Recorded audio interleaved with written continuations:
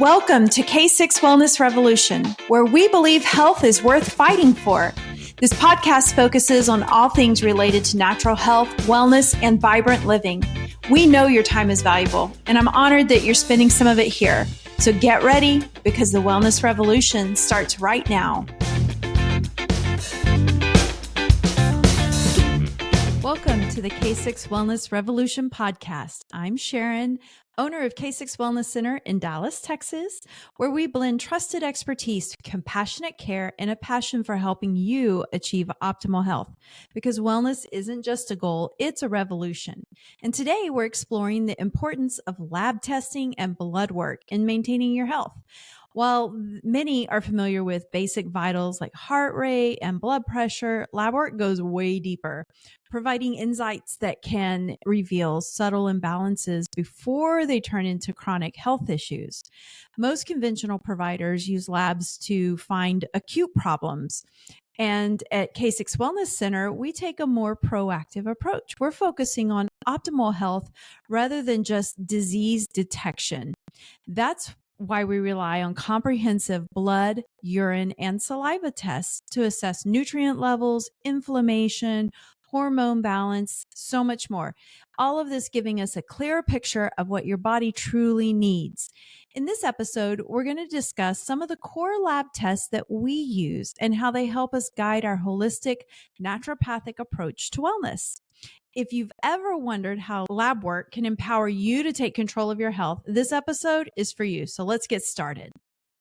Okay, so for me, I got started with lab work probably, just being a young married pregnant person. That was the only labs I ever had.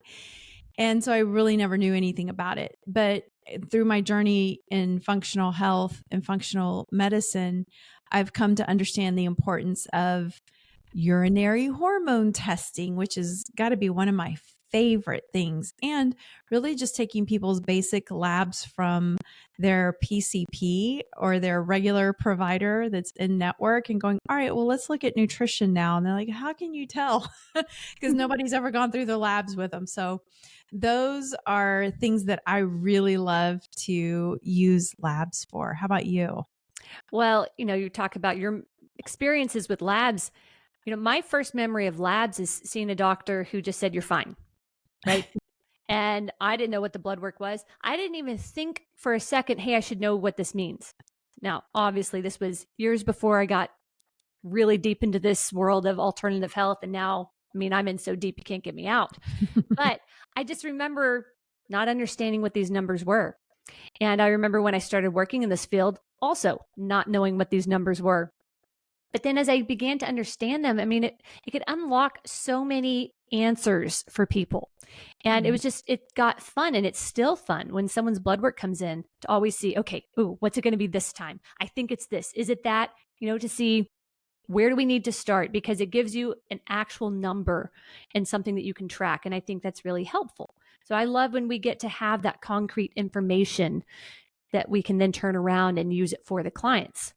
Because, lab tests are an important part of the information gathering process in healthcare. And this can include getting temperatures, heart rate, blood pressure, oxygen saturation.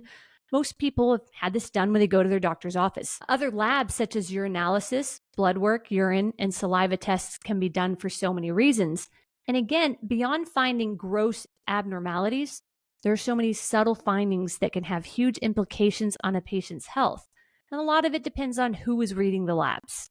Right. And today we're going to focus on several of those labs that we rely heavily on at K6 Wellness Center. Now, there are way more tests that we order beyond what we're going to discuss today. But the ones we discussed today are really the backbone of our information gathering besides, getting vitals in our office. So let's start with blood work. We really like to have people come in, either bring your own or we'll do an in-house blood draw. Here we use CPL laboratories. We really like normal blood work. We get a complete blood count with differentials. We get a complete metabolic panel. We look at lipids. We look at iron and ferritin.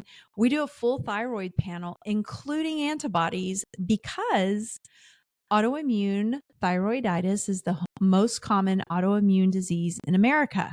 So we want to see, where everybody is. We also look at fasting insulin. We look at your hemoglobin A1C. We're going to look at C-reactive protein and homocysteine. Now, these tests you can get anywhere. They're widely ordered by healthcare providers in many areas of medicine. They're very valuable for detecting abnormalities in basic physiology like kidney and liver function. Are you anemic? Are you insulin resistant? Do you have metabolic dysfunction? Are you a high risk for a stroke or a heart attack? Does your thyroid work? Do you have an infection? So those are basic things, but a functional medicine doctor or a provider like us is going to go even further with those very same tests. It's important to understand the role of reference ranges. We don't like them. We don't live and die. If you out there, listeners, viewers, if you have labs and you look at your labs, on the left side, it's going to say what the test is. Then in the middle, there's your score. And then on the right, there's a reference range. And those reference ranges, most of them, there's a few exceptions, are established by the population of people getting tested. So if we think about who goes to the lab to get tested, it's not usually the real healthy people. So where do you rank among the sick people? Is kind of how I like to look at it. Now, hemoglobin A1C, it's a standardized range that is set, and same with cholesterol. No matter what lab you use, those ranges are set by governing medical associations. But they're generally accepted normal ranges for determining is somebody healthy or not healthy.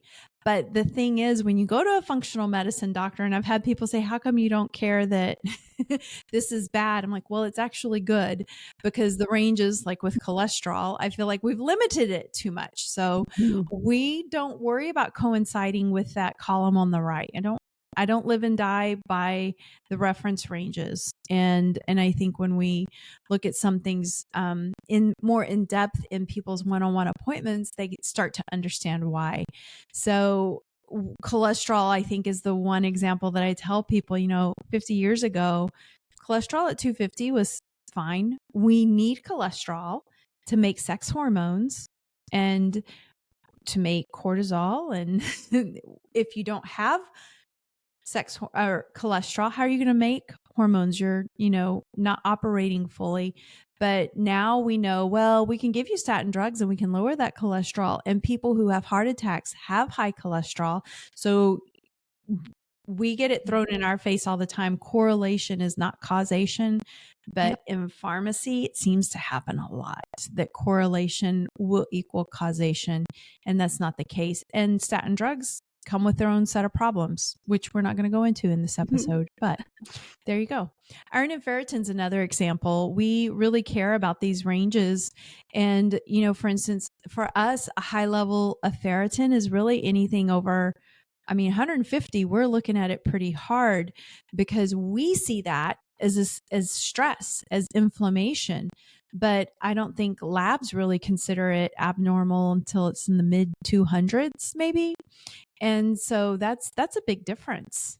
That really is. That's the difference between knowing what optimal human function is and what the lab says is normal for the population of people coming in to be tested. Well, that brings me to vitamin D3. That's a great example of what a lab will call fine, and it could be really low. And that's one of the standardized ones, 30 to 100, right? Yeah, 30 to 100, you're within range, you're fine. And I'm sure you can attest to it as well, Sharon. So many people I see are close to 30 or even in the teens and single digits. I can't tell you how many times I have someone come in with depression or anxiety and their vitamin D is super low. And get this, it's never been tested, yet they have been prescribed an antidepressant. If you can help a client get their vitamin D levels up above 60, that's going to help with mental health, but it also improves immune function. During COVID, it was shown that those with vitamin D levels above 60 were 85% less likely to end up hospitalized from COVID complications. So And that's when I like to see a little higher, you know? yeah. And thyroid function is another major issue that we Mhm. deal with in functional medicine, and it goes undertreated to me, in my opinion. Take this as educational entertainment if you want. But I think it goes undertreated in mainstream medicine. The clinical guidelines for diagnosis of hypothyroid are pretty crazy. And it's not necessarily that people need more prescriptions for thyroid hormone, but if you ignore suboptimal thyroid function, right? And we look at trends over time, and if somebody's trending in the wrong direction, we're not helping them if we just wait for the moment that it goes out of range. We can do so much if we don't ensure the necessary cofactors that are needed for the entire hormone pathway, then we're causing people to suffer needlessly and sometimes for years before their thyroid finally poops out and they end up on medicine. And it's worth noting that long-term use of thyroid hormone increases your risk of osteoporosis. So if we were to care about early intervention, we could help people maybe prevent or delay the need for thyroid hormone for years. And differentiating between optimal and diagnosable really best describes how we look at all the blood work. Hanging out on the border, like just because your vitamin D is 30 doesn't mean that you're not depressed. It doesn't mean that you have great immune system function. It means you fit somebody's not random. The studies are so flawed. Some criteria that they're applying to all ages, both genders, and different cultures with different amounts of melanin in their skin, right? There are a lot of variables that go into things like that. So if the reference range is skewed from what's known to be optimal, are you really going to be able to trust any clinical diagnosis or lack of awareness that a problem even exists? So having a provider who can critically examine your labs and monitor trends, it's very important. And I think we do a dang good job of it here. But I am encouraged because I am getting more people coming in with their labs and saying, well, my PCP said I should start watching out for blah, blah, blah. And I love that because it's like, all right, good job. Yeah. They're starting to look at these numbers a little more critically or a little more specifically for optimal health, right? And, when it comes to health, there's a lot of things that we have to work through, like toxic exposures. It's become such a reality in our daily lives. But toxic overload, it can stress our systems and manifest in a variety of ways that I think a lot of us can dismiss. Because toxins can lead to elevated oxidative stress. Think rust in your cells, and a bigger burden on the body's detoxification pathways, particularly in the liver, is a result of toxic burdens. Because when the liver can't adequately eliminate toxins or infectious byproducts, these toxins can clog up normal detox pathways and lead to a whole range of symptoms. So if you're experiencing multiple chronic symptoms and can't lose weight despite diet and exercise, you could be carrying a high toxic burden. Toxins build up and remain in the body for decades. They break down real slowly, and some of them don't break down at all, which leaves you vulnerable to other toxic buildups or susceptibility to infections through impaired detoxification, compromised immunity, and increased oxidative stress. The total tox burden test that we like to do here is a urine test that assesses the total toxic burden in the body. And with this test, we're not measuring absolutely everything under the sun, but we're measuring a lot of the big ones. It tests 29 different mycotoxins, 20 heavy metals, and 38 environmental chemicals. Knowing your toxic burden is the first step to creating a personalized detox and wellness plan to achieve better health. When a client comes in and they're saying, hey, I have symptoms such as fatigue and weakness, especially, but brain fog is another big symptom, we get curious. It's like, what could that toxic burden be? Because there's usually a toxin driving those symptoms. And some of the symptoms, I just want to go through some of them that might suggest a high toxic burden include chronic burning in the throat and nasal passages, constant clearing of the throat and nasal passages, coughing, wheezing, shortness of breath, balance loss or dizziness. And there's depression or anxiety. These are huge. But also eye irritation, watery eyes, headaches, light sensitivity, sensitivity to chemicals in foods, metallic taste in the mouth, irregular heartbeat. I see that one a lot too. Or morning stiffness, joint pain, mood swings, muscle weakness. I mean, the list goes on and on. There's sleep problems, poor memory, difficult concentrating, skin problems, abdominal pain, diarrhea, digestive issues. I mean, really, we could go on and on. But many of these symptoms are very common. But remember, common is not normal. So if you're listening to this and you can identify with even a couple of these symptoms, you should talk to us about doing this particular test, because you might have an unknown toxic burden that you're carrying about and you're struggling to, just get your digestive system balanced or to have that energy. There could be something that's stealing your nutrients and keeping you from optimal health. And that is definitely one that has solved many a mystery in our practice. Yes. Because it's not one that you find in mainstream medicine. So definitely worth doing. And the way we test hormones is kind of different too. Now, this is not to say we don't use blood work for hormone testing. And here's a little pearl, ladies.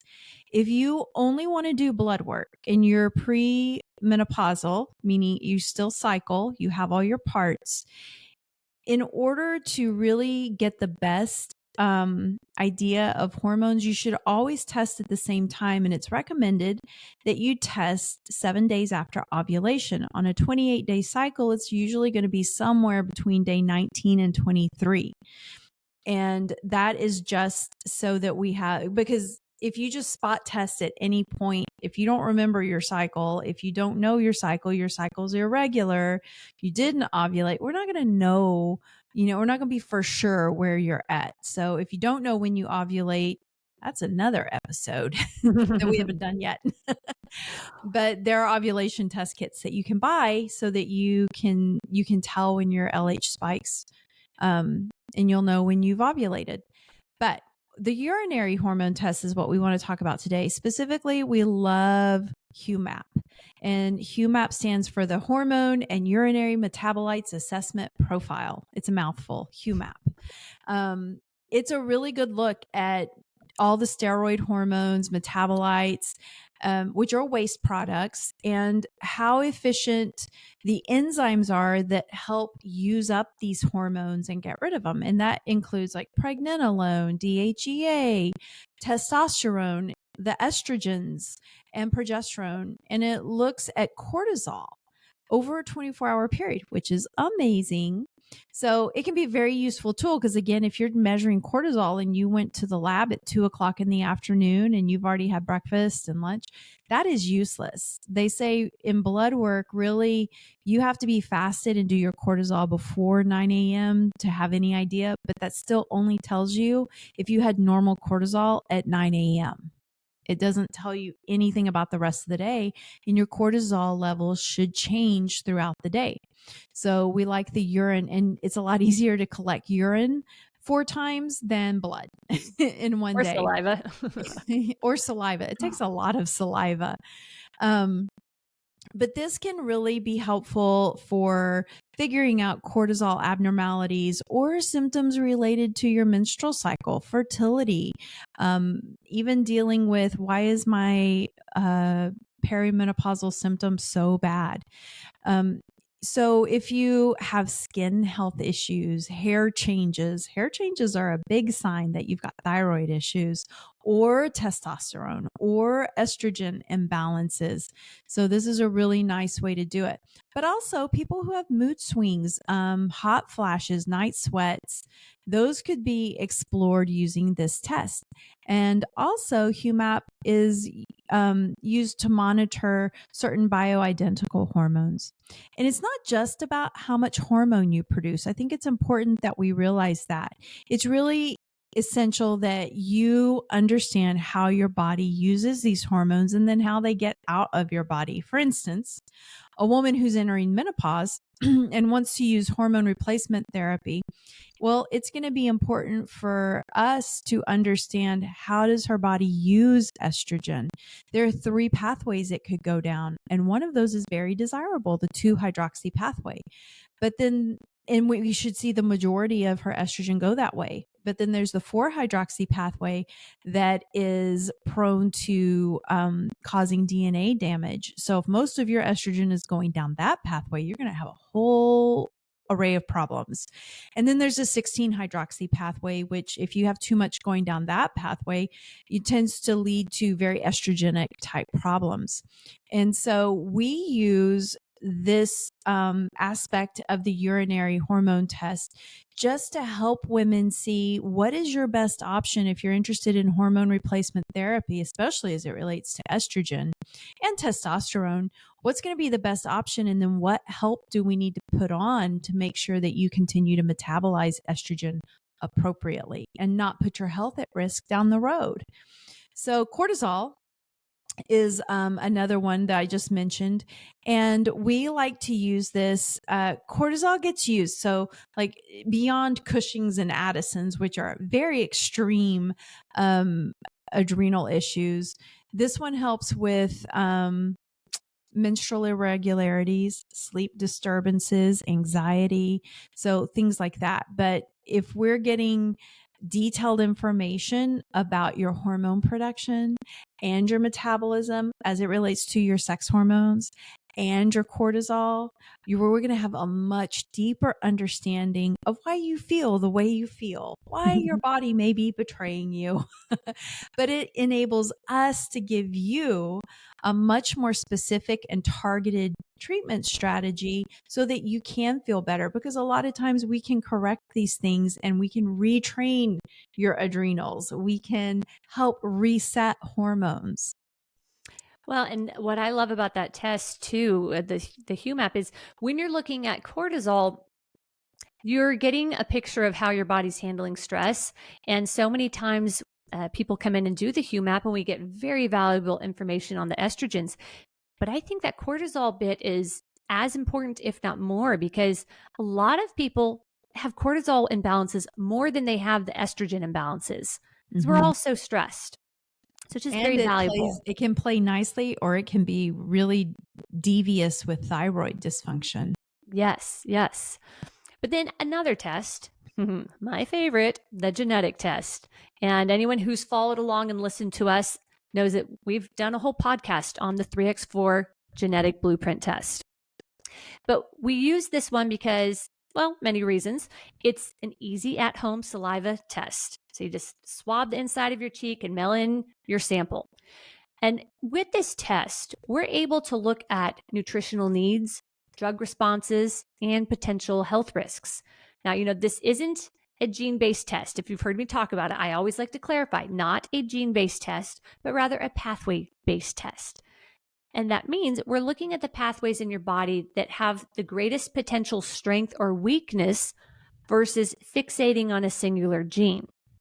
And with this test, this specific one, it evaluates over 134 genes. Now, it's not going to be all the genes. We're not looking at ancestry. We're only looking at the ones that give us useful information in regards to metabolism, inflammation, detoxification, fitness, body weight, hormones, brain function, nutritional needs. And the results for this test are presented in a really easy to use manner. The report looks like almost not a comic strip, but it has fun little pictures and actionable steps that you can take through diet, lifestyle, and supplement nutrition. But it's especially valuable for disease prevention. Whether you know this runs in the family or you want to see what pathway is broken that is contributing to this disease, it is so valuable. But it's also valuable in discovering the root cause of current symptoms or disease, because there's always the genetic component. Yeah, this runs in the family, or there might be other genetic components that you just don't detox well. And so it makes you prone to certain diseases and disease patterns. I prefer people to do this test sooner than later. And oftentimes it can be the last one people do. It was the last one I did. I spent money on all the other tests, all the other valuable tests I needed to know about hormones and toxins and just my blood levels. And I pushed this one out and just kept not doing it. And when I finally did, I wished I had done it decades before because it provided the why for so many of my health struggles. And when clients choose to do this test, we're able to get the how to for managing the aspects of nutrition and fitness, illness prevention, weight management, stress reduction, and so much more. You'll get the ultimate strategy for your health goals when you do this test because it's literally a blueprint of your body. By analyzing your specific markers, we're able to equip each individual with valuable personalized interventions for your best health outcomes. So I wouldn't wait on this one. And it's funny because it's the easiest test. It's literally a cheek swab.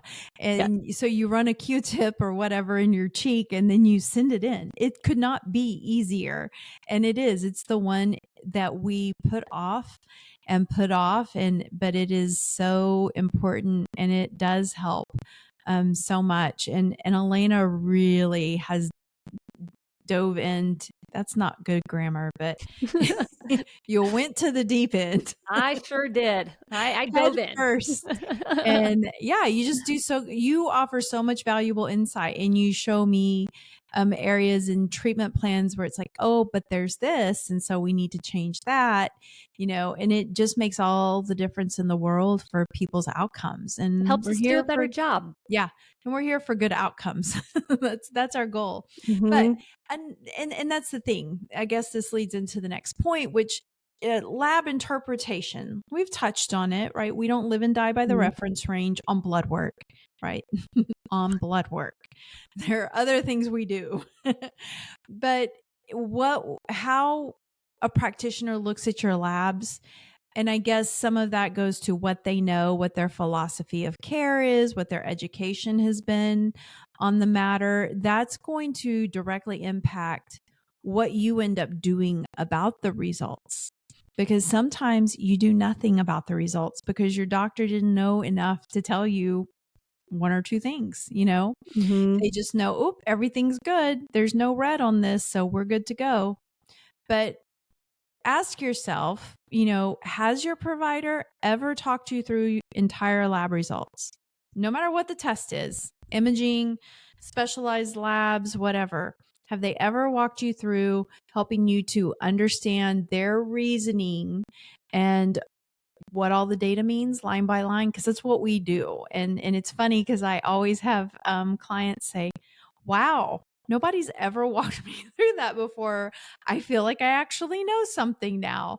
And that's just, I think it's important. We always tell people you will always be, you should be your own best advocate. You care more about your situation than probably anybody else. And so you need to know a lot. Well, understanding your labs is a huge part of understanding your health. Honestly, when you see a number, it can be a huge motivating factor to make the changes you need to make for improved health. Because there's a lot of cases when, you and I, we can tell by a person's symptoms what their problem probably is. But then it's our recommendations and word for it, and it's not as convincing as lab results sitting in front of them. And so it's just helpful for compliance and motivation and for tracking your progress when you have an actual number that you can compare it to, although symptoms are pretty good tracking records too. But it's helpful to have that lab. Absolutely. And so all of this, if you look at it all together, does everybody need to do all the tests? No. Do we make everybody do all the tests? No, absolutely not. We will work with somebody even if they can't do any of the tests. But information provides knowledge. Knowledge gives you power, and the power to change, the power to improve your health. That's what we're all about at K6 Wellness Center. So don't be afraid of the information. I think that's something sometimes we forget is that, oh yeah, these people are really stressed out. We're excited to tell them something or it, it's very run of the mill for us. But don't be afraid of what the test might show because that's not the end of the story. That is never the end of the story. Good point. It is the starting point. It is now what? Now what do we do to make this better? So no matter how hopeless you think your situation is, no matter how overwhelmed you may be by the name of your diagnosis, don't give up and don't be defeated by words and numbers, because we want you to feel better. We want you to live better. We want you to choose better so you can do better. And part of our byline is look well, live well, be well. And there's a lot to that. You're not going to look well if you're not living well. If you're not living well, you won't be well. Well, and people can be information junkies. So that can be the person who wants to run all the lab tests but doesn't want to make any changes because they think I did the test, so I did something. Y'all, doing a test doesn't do anything for your health if you don't take the information and apply it. So it's important to be ready to take the steps. But also, I'm glad you mentioned that, Sharon, that, you don't have to do these tests. No one has to do all of them or any of them. It helps us do our job better. But there's a lot of people who come to us as well that they can't afford all this and they need help knowing, okay, what is the one thing I should do? And that's where we really try to be good at listening to what our clients are saying to us to know, where do we start you? Because money doesn't grow on trees. Some people are able to come in and do all of it. Some can't, but we want to meet you where you're at and we will point you to the best option for you. That's right. Taking charge of your health starts with knowing what's happening inside your body, and regular blood work is bare bones and one of the most powerful tools to keep you on track. We're so glad you spent time with us today, and we hope this episode gave you valuable insights to support your wellness journey. If you would like to work with us, we have clients all over the world, and many of these tests that we've spoken about can be shipped to you for collection at home. You can also order some of our tests directly online. See the links below. If you're watching on YouTube, please be sure to like and subscribe so you never miss an episode. And if you want to keep learning and connecting with us, you can also follow us on Rumble, Facebook, and Instagram for more wellness tips and updates. If you're ready to take the next step towards better health, visit k6wellness.com to learn more or schedule a consultation.